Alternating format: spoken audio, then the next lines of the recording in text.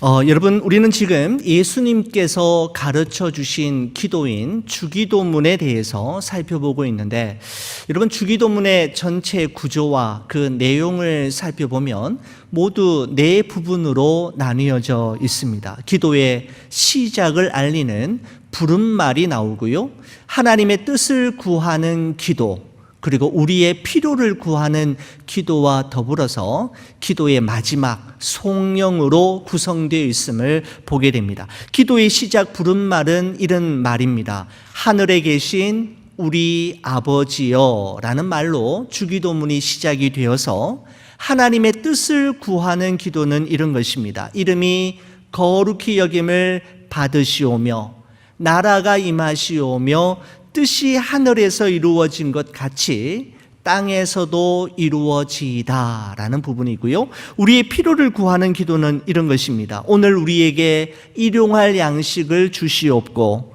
우리가 우리에게 죄 지은 자를 사하여 준 것 같이 우리 죄를 사하여 주시옵고 우리를 시험에 들게 하지 마시옵고 다만 악에서 구하시옵소서. 우리의 필요를 위한 기도이고요, 마지막은 이런 기도로 마무리가 되지요. 나라와 권세와 영광이 아버지께 영원히 있사옵나이다 아멘 이라는 기도로 주기도문이 마무리되는 것을 볼 수가 있습니다. 오늘은 예수님께서 가르쳐 주신 이 주기도문 가운데 뜻이 하늘에서 이루어진 것 같이 땅에서도 이루어지이다 라고 하는 예수님의 이 기도 부분에 담겨져 있는 소중한 의미를 여러분과 함께 살펴보고 우리의 기도의 제목으로 삼으려고 합니다.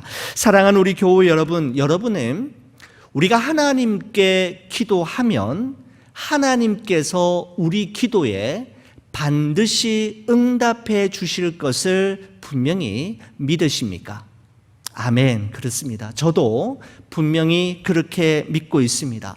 예레미야 33장 3절 말씀에 보면 너는 내게 부르짖으라 내가 내게 응답하겠고 내가 알지 못하는 크고 비밀한 일을 내게 보이리라 응답하리라 라고 말씀하셨고, 예수님께서도 마태복음 7장 7절에서 8절의 말씀을 통하여 구하라 그리하면 너희에게 주실 것이요 찾으라 그리하면 찾아낼 것이요 문을 두드리라 그리하면 너희에게 열릴 것이니 구하는 이마다 받을 것이요 찾는 이가 찾아낼 것이요 두드리는 이에게는 열릴 것이니라 라고 분명하게 예수님께서도 말씀하셨기 때문에 우리가 기도하면 하나님은 우리의 기도에 귀를 기울이실 뿐만 아니라 우리의 기도에 반드시 응답하신다라는 사실을 우리 모두는 분명하게 믿고 있습니다. 여러분, 그런데 말입니다.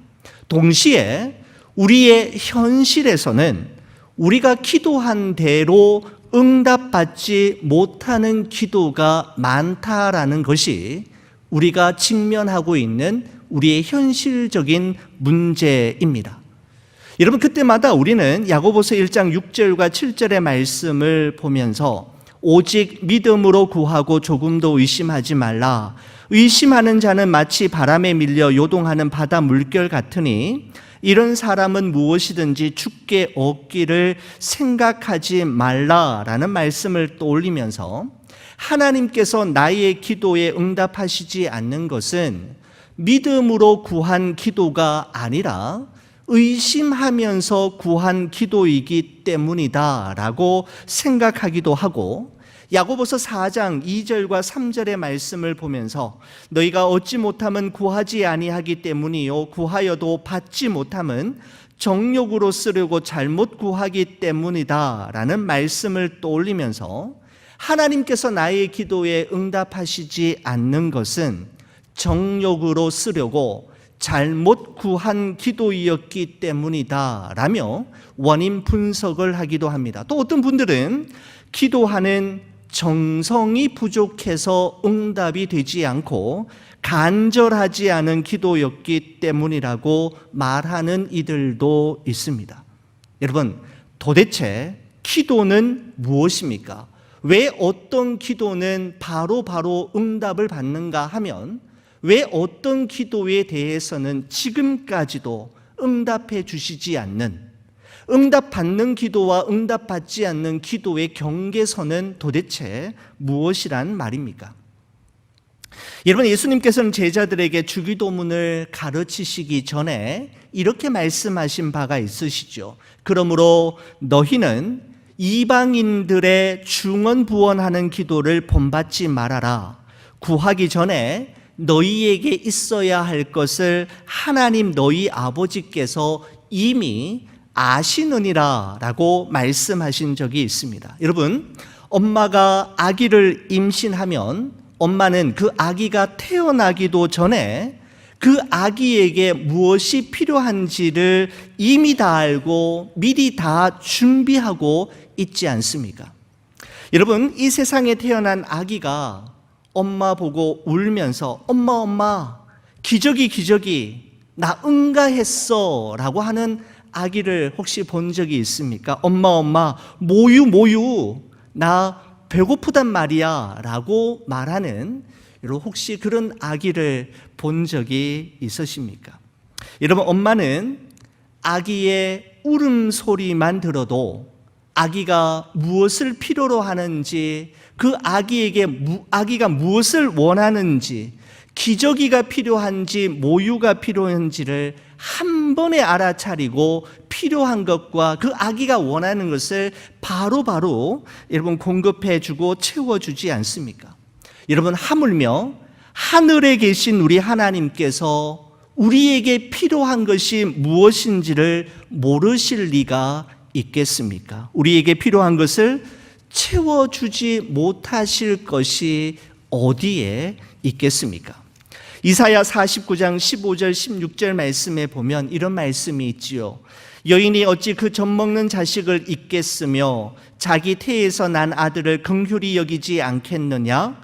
그들은 혹시 잊을지라도 나는 너를 잊지 아니할 것이라.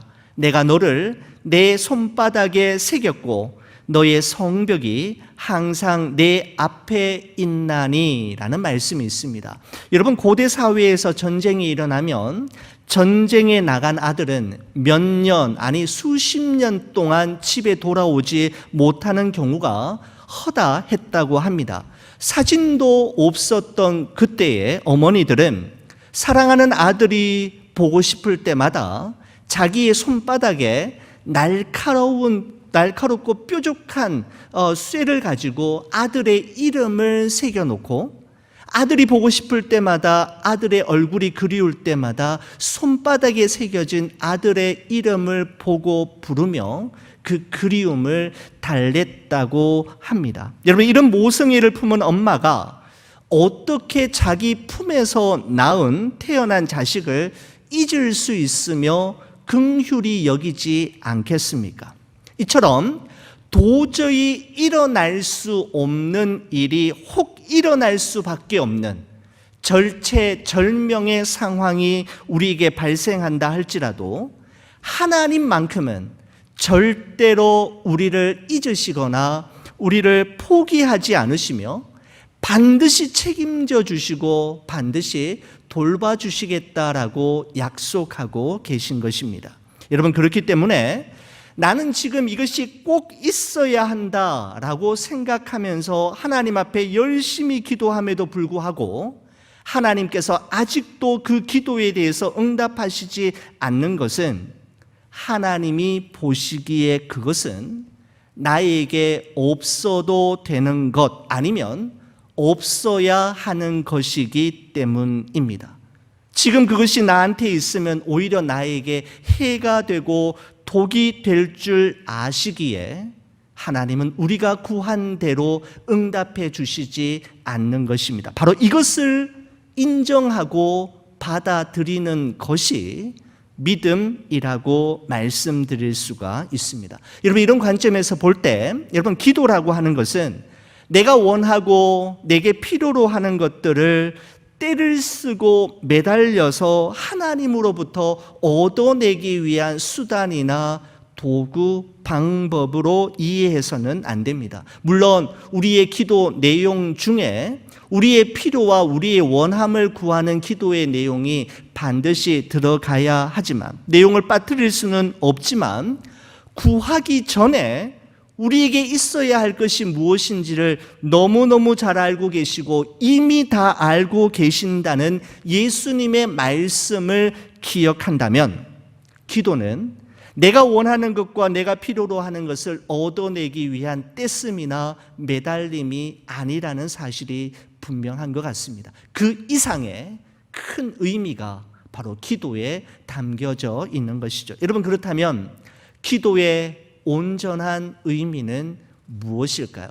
여러분, 기도의 온전한 의미를 살펴보기 위해 성경의 여러 구절들을 많이 찾아볼 수 있겠습니다마는, 저는 단연코 예수님께서 십자가를 지시기 전 겟세마네 동산에서 기도하셨던 그 기도야말로 기도에 대한 온전한 정의라고 생각합니다. 여러분, 그때 그 당시의 상황을 기록하고 있는 누가복음 22장의 말씀에 보면 이런 말씀이 있습니다. 그들을 떠나 돌 던질 만큼 가서 무릎을 꿇고 기도하여 이르되, 아버지여, 만일 아버지의 뜻이거든 이 잔을 내게서 옮기시옵소서. 그러나 내 원대로 마시옵고 아버지의 원대로 되기를 원하나이다 라고 예수님이 기도하신 적이 있습니다. 저는 예수님의 이 기도야말로 기도가 무엇인지에 대해 가장 잘 말씀해 주고 있는 구절이라고 생각이 됩니다. 그렇습니다.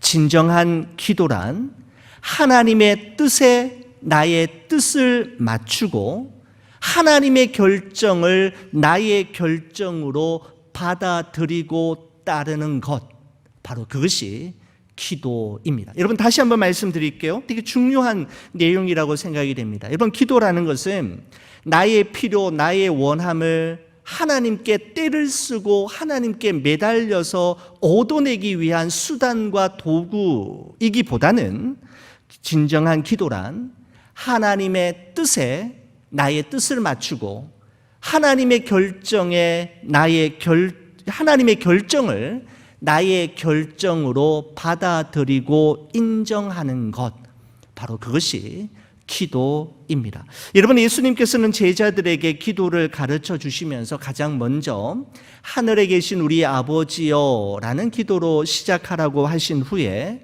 하나님의 이름과 하나님의 나라를 구하는 기도, 다시 말씀드리면 하나님의 이름이 나의 삶을 통하여 거룩히 여김을 받으시기를 위해 기도하라라고 말씀하시고, 또한 하나님의 나라가 나의 마음과 내가 머물고 있는 그곳에 임하기를 위해 기도하라고 말씀하셨습니다. 그리고 오늘은 하나님의 이름과 하나님의 나라를 넘어서서 하나님의 뜻을 구하는 기도를 우리에게 요청하고 계시는데, 바로 하나님의 뜻이 하늘에서 이루어진 것 같이 땅에서도 이루어지기를 위해 기도하라라고 말씀하고 있는 것입니다. 여러분, 이 기도의 의미는 우리의 일평생의 삶이 이 땅 위에서 하나님의 뜻을 이루는 도구와 통로가 되기를 위해 기도하라라고 하는 의미가 스며들어 있는 것입니다. 우리의 일평생의 삶을 통하여 하나님의 뜻이 이 땅 위에 구현되고 실현되기를 위해 기도하라라고 말씀하고 있는 것이죠.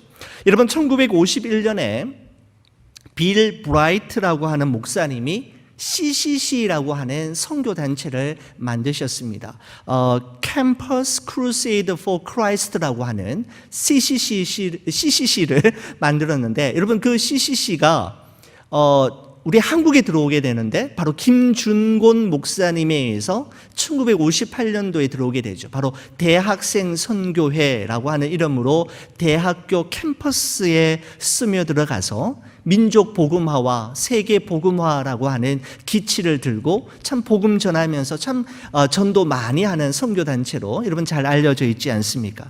여러분, 그 CCC를 처음으로 시작했던 빌 브라이트 목사님이 복음 전도용으로 전도 책자를 만드는데 사영리라고 하는 책자를 만듭니다. 바로 네 가지 영적 원리라고 하는 뜻을 가지고 있는 사영리를 만드는데 그 처음이 이렇게 시작이 되죠.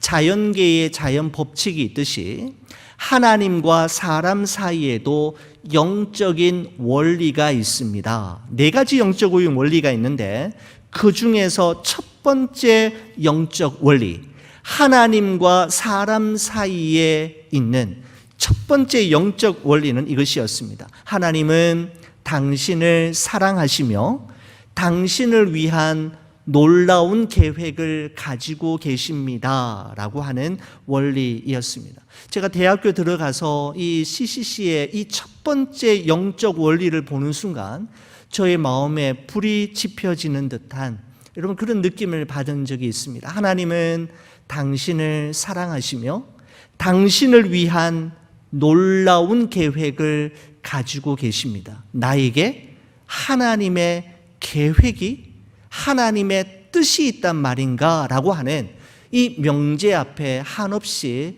이렇게 기도했던 적이 있었습니다. 여러분, 하나님께서는 여러분과 저를 하나님의 형상대로 창조하시고 하나님의 계획과 하늘의 뜻을 담아 이 세상에 보내셨습니다. 여러분과 저는 아무런 목적 없이, 아무런 이유 없이, 아무런 계획 없이 이 땅 위에 태어난 존재가 아니라 하늘의 뜻을 이 땅 위에 펼쳐나갈 사명자로 태어났다라는 것을 우리는 반드시 기억해야 합니다. 여러분, 그래서 우리가 날마다 성실하게 열심히 살아가는 것도 여러분 정말 중요하지만 우리는 삶의 순간순간마다 나는 왜 이 땅에 태어났는가?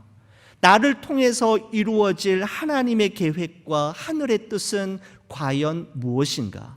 그리고 나는 나의 남은 날들을 무엇을 위해, 누구를 위해 일하다가 하나님 앞에 설 것인가? 라고 하는 질문을 순간순간마다 우리에게 던지며 그 질문에 대한 해답을 찾아 나가야만 합니다.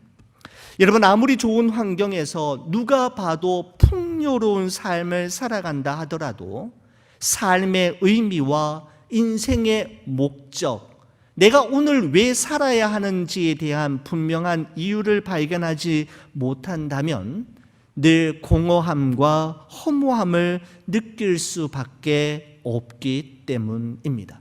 바로 여러분과 저를 사명자로 하늘의 뜻을 품어 이 땅에 보내셨기 때문입니다. 여러분, 요한복음 17장 4절에 보면 예수님이 이렇게 말씀하신 적이 있으십니다. 아버지께서 내게 하라고 주신 일을 내가 이루어 아버지를 이 세상에서 영화롭게 하였사오니 라는 말씀이 있습니다. 자, 여기 보시면 아버지께서 내게 하라고 주신 일, 그 일을 이루어 하나님을 영화롭게 하였다라고 말씀하고 있습니다.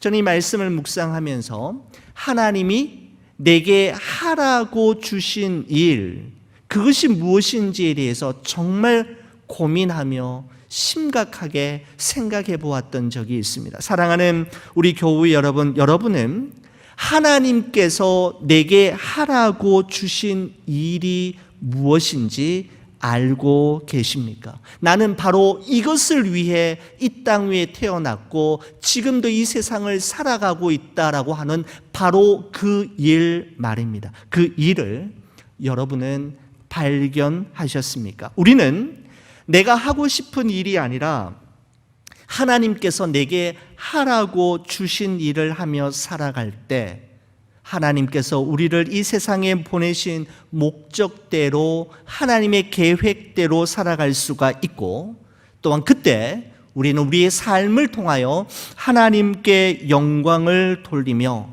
하늘의 뜻을 이 땅 위에 이루며 살아갈 수가 있게 되는 것입니다. 그렇습니다. 여러분과 제가 지금까지 살아있는 이유 역시 바로 하나님 앞에서 감당해야 할 남은 사명, 남은 사역이 있기 때문입니다.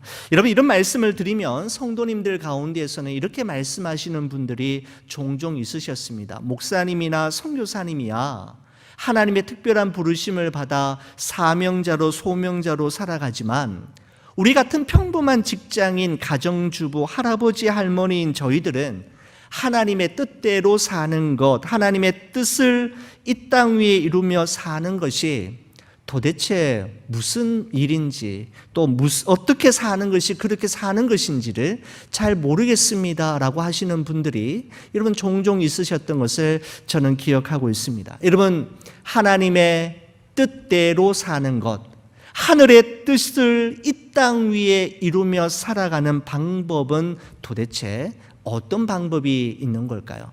저는 이 방법에 대해서 곰곰이 묵상하면서 떠올리다가 저는 성경의 많은 인물 가운데서 에녹이라고 하는 인물을 저는 생각할 수 있었습니다. 여러분, 에녹은 창세기 5장과 히브리서 11장에 두 번 등장하게 되는데, 여러분 먼저 히브리서 11장 5절 말씀에 보면 에녹에 대해 성경이 이렇게 평가하고 있는 것을 보게 됩니다. 믿음으로 에녹은 죽음을 보지 않고 옮겨졌으니 하나님이 그를 옮기심으로 다시 보이지 아니하였느니라. 그는 옮기시기 전에 하나님을 기쁘시게 하는 자라 하는 증거를 얻었느니라, 받았느니라, 이렇게 말씀하고 있습니다. 증거를 받았다라는 말은 그 일로 인정을 받았다라는 것입니다. 어떻게 인정을 받았느냐 하면 에녹은 하나님을 기쁘시게 하는 자로 하나님께 인정을 받았다라고 성경은 말씀하고 있는 것이죠. 여러분, 이 에녹에 대한 이야기가 원래는 창세기 5장에 가장 먼저 등장을 하는데요. 여러분, 그게 또 기록에 보면 이렇습니다. 에녹은 65세에 무드셀라를 낳았고, 무드셀라를 낳은 후 300년을 하나님과 동행하며 자녀들을 낳았으며 그는 365세를 살았더라.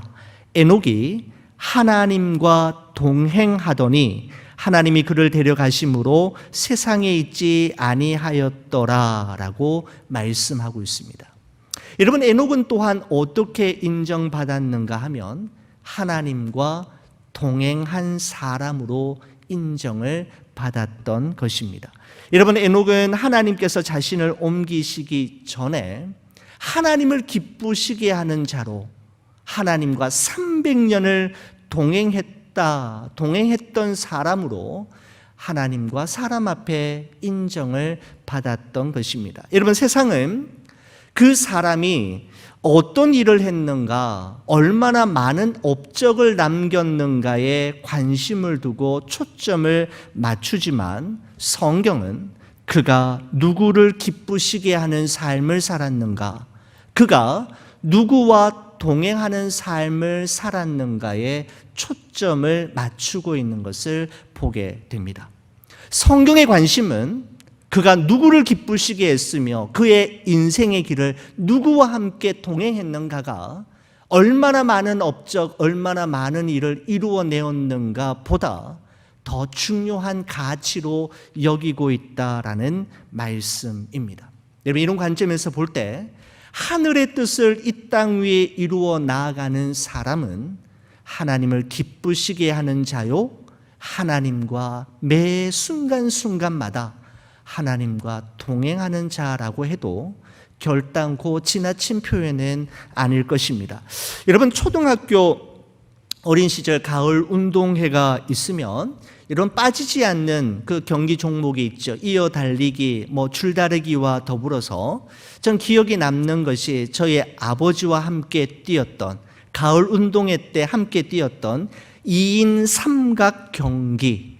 여러분, 저는 기억하고 있습니다. 여러분, 2인 삼각 경기가 어떤 경기인지 여러분 아시는지요? 여러분, 이런 거죠. 두 사람이 한 조가 되어서 어깨 동무를 하거나 팔짱을 끼고, 그죠? 그 다음에 다리를 하나씩 묶어서 같이 뛰는 거지 않습니까? 두 사람이 다리를 한쪽 다리씩을 묶어가지고 같이 뛰는데, 여러분, 2인 삼각 경기에서 이기려면 가장 중요한 것이 뭐냐 하면 구호와 박자를 잘 맞추는 것인데, 두 사람의 마음이 잘 맞아야만 넘어지거나 또 다른 데로 가지 않고 길을 따라서 끝까지 완주할 수가 있게 되는 것이죠. 여러분, 저는 예수님을 기쁘시게 하는 삶과 예수님과 동행하는 삶이 마치 예수님과 함께 뛰는 2인 삼각경주와 같다라는 생각을 하게 됩니다.